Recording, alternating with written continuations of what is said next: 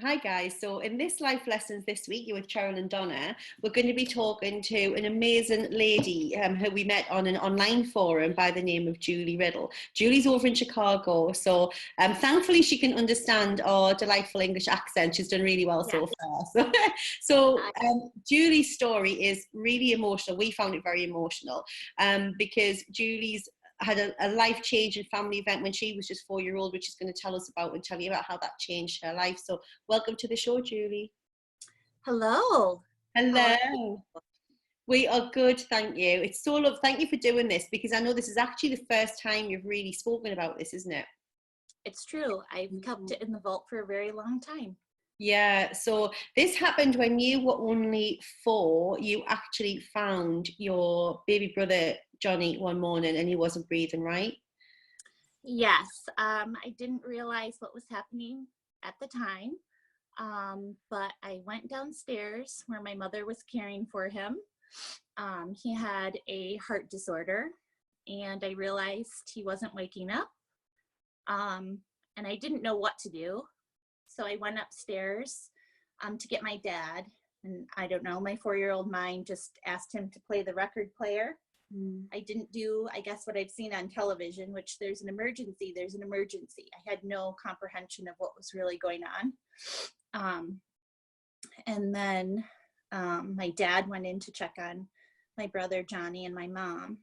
And then the next memory I have is the priest was at our house. And then my grandma was over and she was crying a lot. And my mom and brother were still in the den.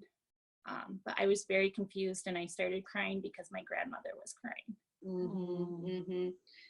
We've seen, I know my little boy's 5 and I've noticed that he responds to my upset for watching a film or something rather than he's actually upset at what's going on. You can see he kind of looks at you. So I can only imagine in your little gorgeous 4-year-old mind what seeing all of that sorrow must have, because it was probably a new thing for you to see that level of upset and tears, and you've probably not witnessed anything like that before at that age. No.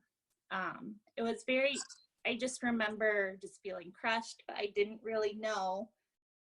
Someone had said Johnny died, but I didn't even realize that didn't mean he wasn't coming back. I really didn't. It was very, very confusing. I didn't go to the funeral. I don't think that would have been good for me. Just knowing my children. Yeah. They are. I totally stand by my parents' decision there, but the whole thing was very confusing. So did they not sit you down at any point and kind of explain to you what was happening? Not that I can remember because of their own grief. So he was ill, but it wasn't expected that he would just die. He died in his sleep and just of the flu at home. So that wasn't expected. So it's not like they expected that to happen, to have prepared how to respond to it. Yeah. No. He had open heart surgeries, things like that. So again, he was ill, but it wasn't. They weren't taking him home to die or anything like that. It was just another day of treating. Yeah, it was a condition. They were managing it. Yeah. Right.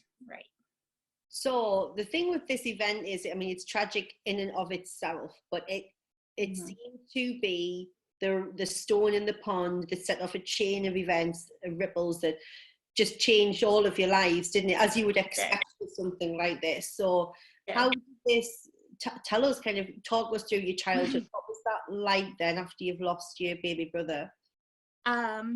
So preschool, I guess, was next. And I remember just being terribly nervous around the other children. They were playing, they were wild, and I would always just kind of stand to the side. My next memories go into, I had trouble with friends. I would cry randomly and not know why, usually after school, not in front of other children. My mother was very depressed and wouldn't get out of bed, those type of things. Had your mom been prone to depression or anything like that really before? Her mother was depressed as well. My mom is still depressed, right? And still deals with that. But she was just basically bedridden. So how was that then? So you're in preschool, you're at school, you're feeling isolated, you know, you're not making friends, and then just talk us through what that was like at home when you got home and your mum was so depressed that you couldn't get out of bed. Like, how did that manifest itself? It was difficult, because even on days where I was feeling light and happy, like I would come home and almost not be allowed to feel that way. And we would rarely speak of Johnny.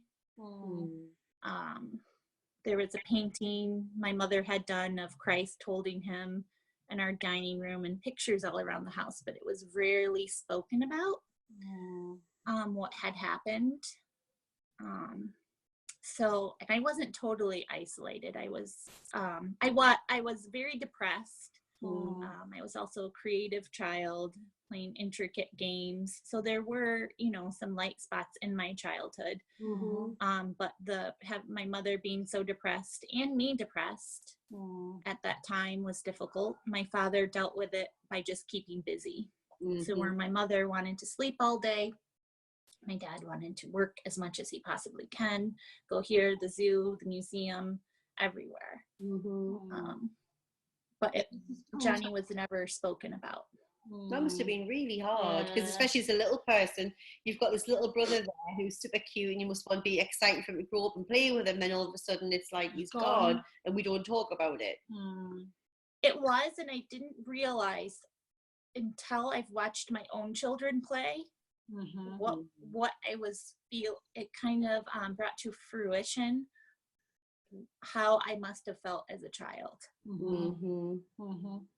To have him to have lost him. Just watching how my children love each other, play, fight, all of those things. Also at that age, I had no other friends, or other children weren't allowed to the house because of his immune system. Right. So he was my only other child interaction. You're the little person in your life. So then it really even affected when you were when you were a little bit older, you had issues with bullying as well, didn't you, at school? With what? You were bullied, I think you said, as well, when you were at older school. I was, big time. I just really wish an adult would have stepped up and taken over, which is probably, or not taken over, but offered a guiding hand, which is why I went into education. But I was pulling my hair out when I was nervous, which doesn't bode well for social situations at all. So I was bullied quite badly, and that was very ignored too. And was that because you said you wish a teacher has intervened, so was that kind of ignored both at school and at home? Yeah. Okay, so again, it's something you had to go through on your own. Yeah. So even at this point, you'd never had any counselling or anything like that? I think counselling started a bit when I was in my later teens, but I had a bad experience with that.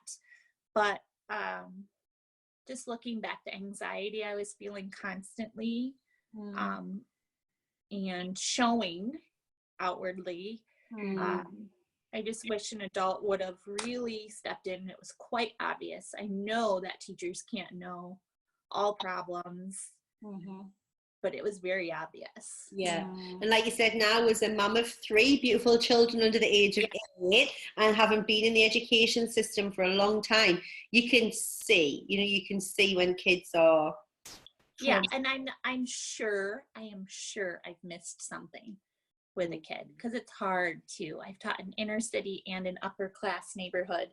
It's hard to know everything that's going on too. But when I went into education, it was really truly to advocate for kids. All sorts of issues, even issues I hadn't imagined helping students with, but it was really important to me to be the adult. I've seen this on Pinterest in this silly saying, but to be the adult that I needed. That you needed, No, I've seen that too. It's really helpful. So this is the thing. So that event when you were a child even led to a choice of career effectively. It did, yeah, it did. Kids I didn't speak about it like this is why I'm in it, but that was always my driving force. Were you conscious of it? Yeah. Not really. Yeah. Somewhat, but I didn't think of it as deep. I was just like, well, I'll help students academically. And that's not it. That's not all of it. It's very important to help students academically, obviously, but emotionally, and be that reliable, trusting source. And also I found it to be very important to be predictable. Like as a strong adult for a child, like we're not playing guess my mood. We're not playing, will this make me happy or sad with a child. Where I'm always predictable, and almost as though I'd step into the classroom and almost, I don't want to say I was fake, but almost a character. Yeah. You know, and this is how I deal with this and that. But you're being who you would have liked to have had. Yes, exactly. When I say a character, it's like you can't pull personal issues in when dealing with students. So you almost become, hi, I'm Mrs. Riddle, and today we're going to do this, and this, and in this different voice, and to put very predictable, a very strong role model for them. I love that. Never make them feel shamed, that type of thing.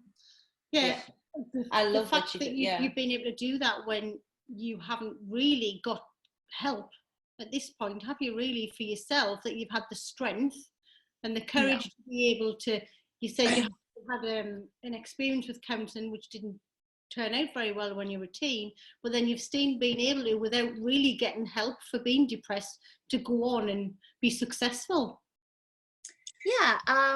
I have. So I taught for 10 years. I started out in inner city Phoenix, and then moved to an upper class neighborhood outside of Chicago, and have done really well. I did really well as a teacher.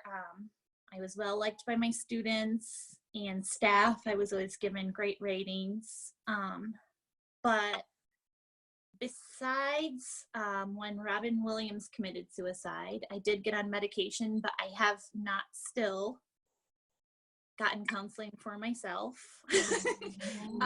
So as I'm seeing this, I've done a lot of great things on paper. I run a great, beautiful photography business, which brings me so much joy. I've been very successful, but no, I have not gotten counseling for myself. That's really interesting. The other thing that I think is amazing as well is that how you did so well as a teacher, and you hadn't had that great role model yourself. You know, nobody did intervene. Nobody came in with a white horse and a charger to rescue you. So the fact that you were able to create, do you know what it makes me think of? It's when you mentioned Robin Williams, it's almost like the Mrs. Doubtfire thing. It's like you've created the perfect teacher and you've lived into that role. So I know you said it's not about being a fraud or inauthentic. That's the carer in you who wanted to be there for all of those kids. You must have touched hundreds of kids, you know, and I did. Them and had conversations that nobody ever had for you.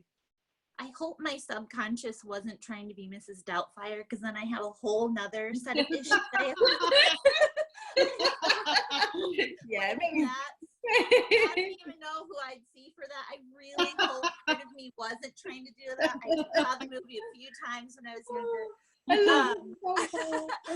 But yeah, definitely. Or I would go in and be who I imagined.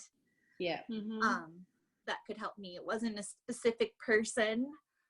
So I've dealt with poverty issues, violent issues, abusive issues, both physically and sexually. And again, I know that there had to be things that I missed. It would be impossible for me to catch all of it. And it's still like, ooh, if I haven't reached a student, whether academically or emotionally, but I know I did my absolute best. You've made a difference. I really did. I did my best.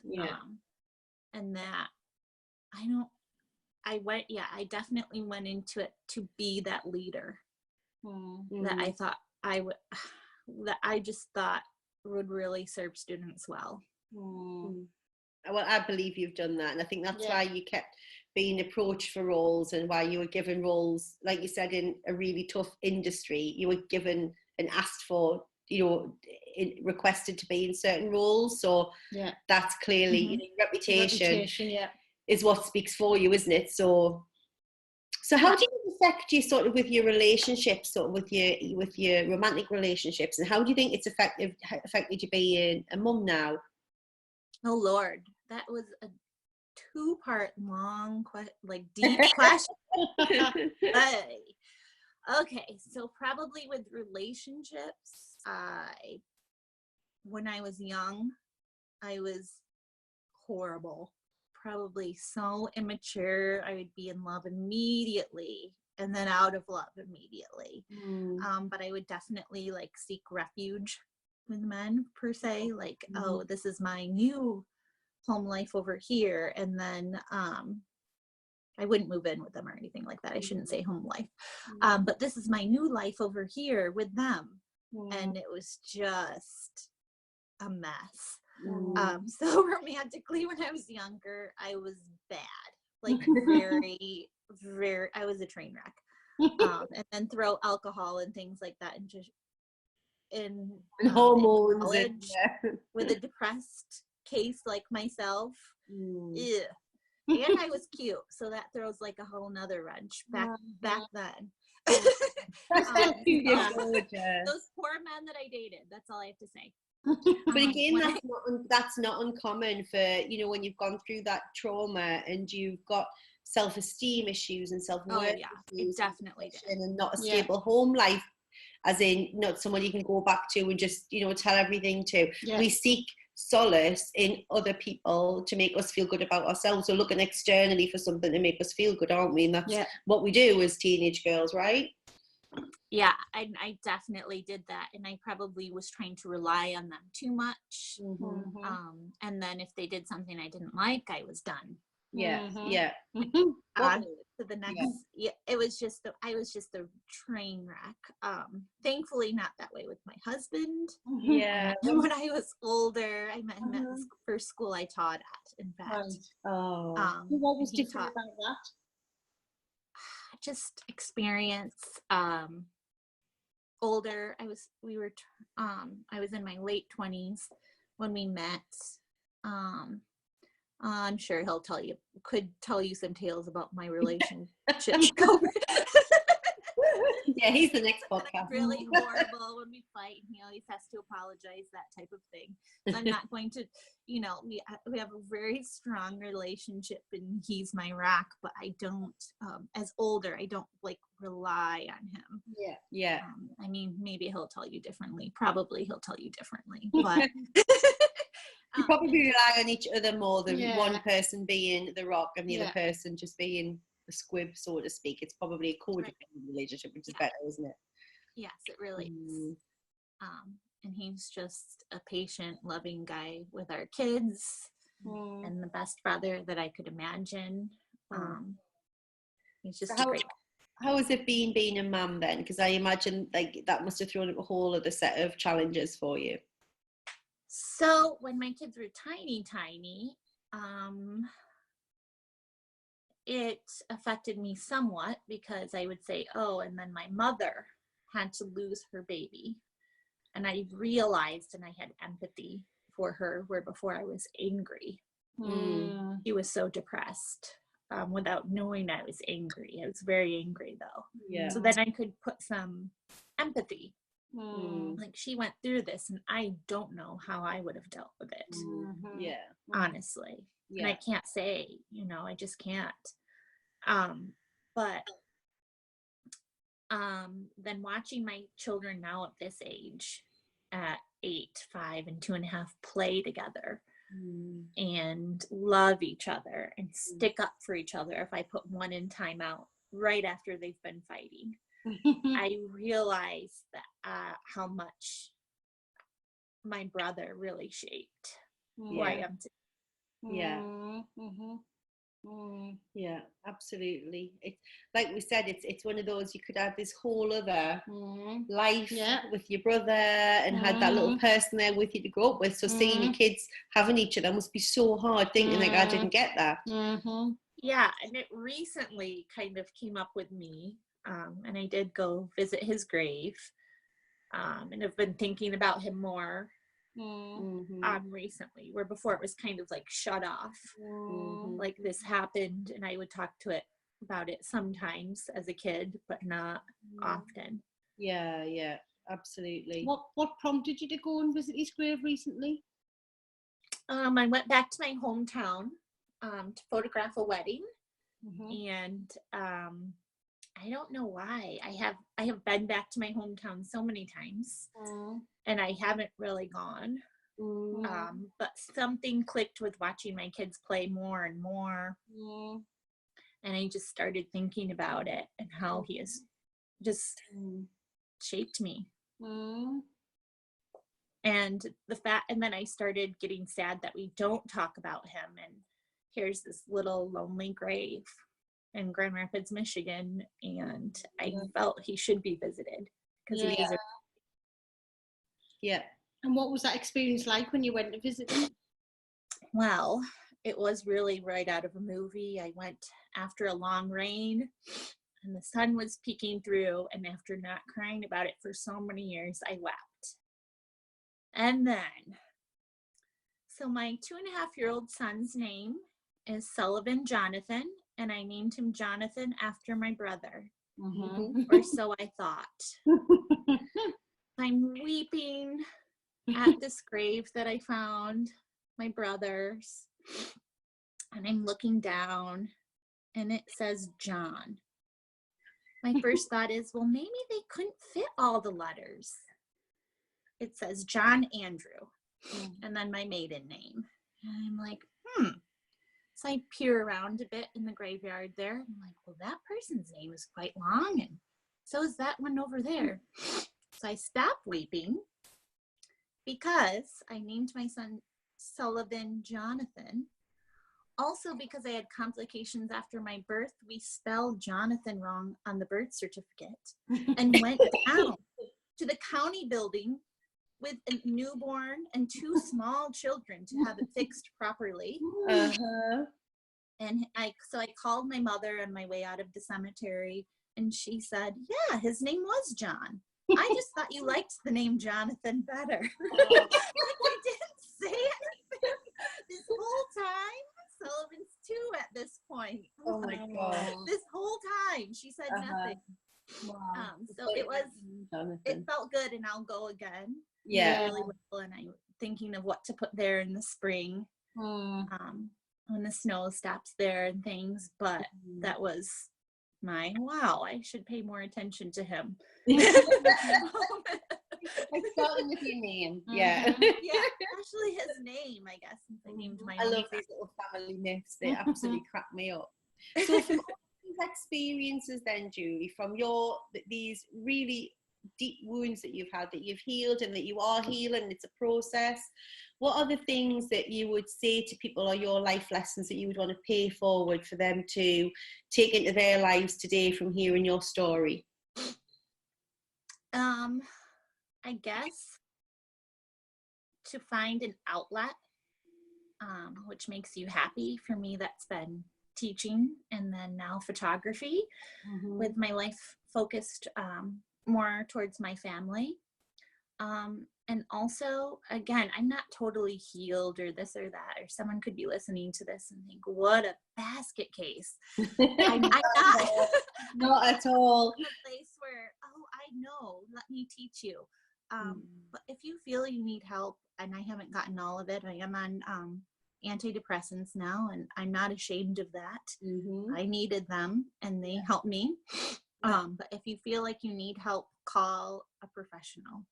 Yeah, I agree. Yeah. And I think talk to your kids as well. That's the other thing, isn't it? It's like they're seeing and they're hearing and they're feeling things that are going on. So just not talking about it didn't make it not happen for the little person. You need to really, I'm thinking now, like my granddad's been really poorly, and I'm like, I probably need to have that conversation differently with my little man right now, you know, because you kind of hope for the best and, you know, those sorts of things. So my daughter, in fact, I'm really thankful that my husband and I are really in tune to depression in kids, because my daughter went through depression in kindergarten, and she has no she has no tragic event. She became very perseverated on death and was not sleeping and very nervous and even telling on herself during the day. We had concerns at home, and the school alerted us too. So we were able to get her professional help too. So and then that made me realize too, my depression was probably triggered from that event, though genetically I was predisposed. Yeah, definitely. Yeah, talk to someone. Don't sit in pain and hurt. Go and get some help and speak to a friend or a relative, or and if you see somebody in pain, be that person, be the teacher that you were for those kids. You know, you don't have to have the position of a teacher, do you? But if you can see someone suffering, then speak to them. Okay, yeah. No, and you don't always have to say, oh, do you need help? You could do good things in kindness too. Just do something kind for them, or invite them somewhere, or anything. Absolutely. Well, thank you so much, Julie, for being the first people that you've shared your story with. It's been an absolute pleasure to hear. Thank you so much. Thank you. Good to talk to you. You too. Thank you.